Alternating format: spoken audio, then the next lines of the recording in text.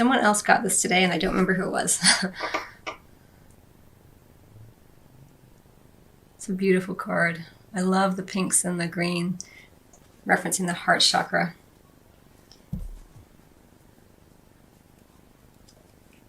I'm just trying to remember who else got this today, but I honestly don't remember. So, okay, so Libra, as I feel it for you, of course I'm drawn to the fact that you are the scales, and I'm looking at how perfectly balanced she is. You know, this idea of there's a time of giving and receiving, and it all flows so beautifully, everything in balance.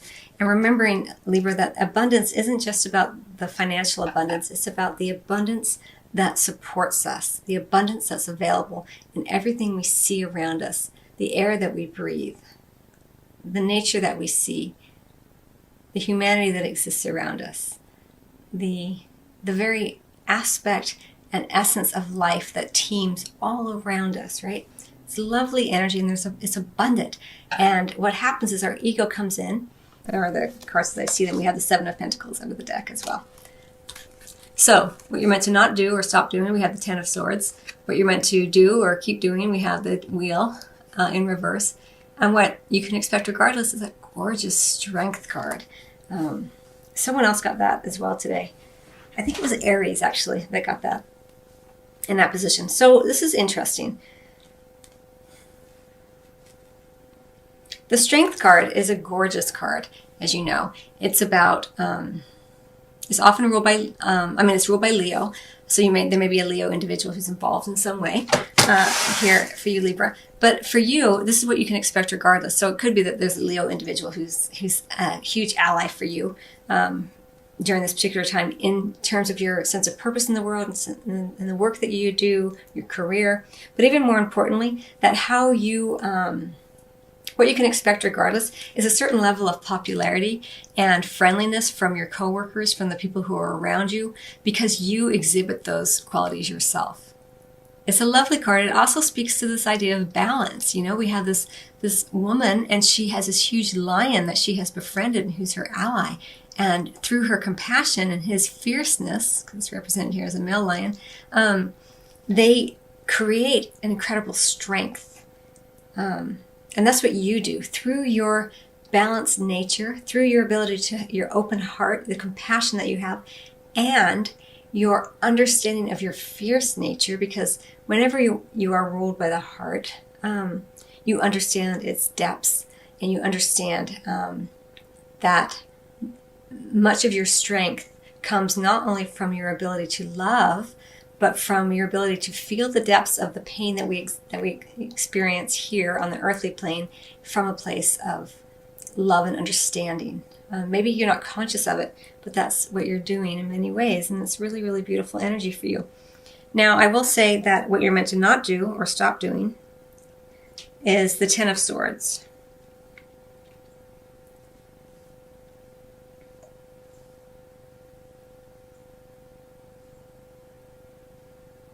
So I'm going to read it this way, because it's not that you're not meant to, let me say it this way. What you're meant to not do or stop doing is end something that feels as though it, let me put it this way. Don't end something in a way that feels overly dramatic, that feels, so awful. You know, you're encouraged here with the Ten of Swords to, yes, allow things to end, but without all that drama with it, right? The way that you continue through this time period is through your deep heart, right? This is a beautiful card of popularity, of your own friendly nature, your values being available for others to know and understand and not be intimidated by. And so with the Ten of Swords, what you're meant to not do or stop doing is don't allow something to end in a way that cuts all ties and that leaves a sour taste either in your mouth or in theirs. I don't know, it's coming through in that way. Be wise about how you end anything during this time frame. Like if you quit a job, don't burn those bridges, you know? All right. So, all right. So here we have what you're meant to do or keep doing. And this is the wheel in reverse. So what you're meant to do or start doing, if you haven't already, is to take a greater sense of control. Again, this card often feels like when things end, it's like this thing ended and it was just so dramatic. And, often there's this idea of this been victimized, I've been stabbed in the back. It's very intense energy. And a lot of times we feel victimized in this way when something ends because we're not necessarily in connection to who we truly are.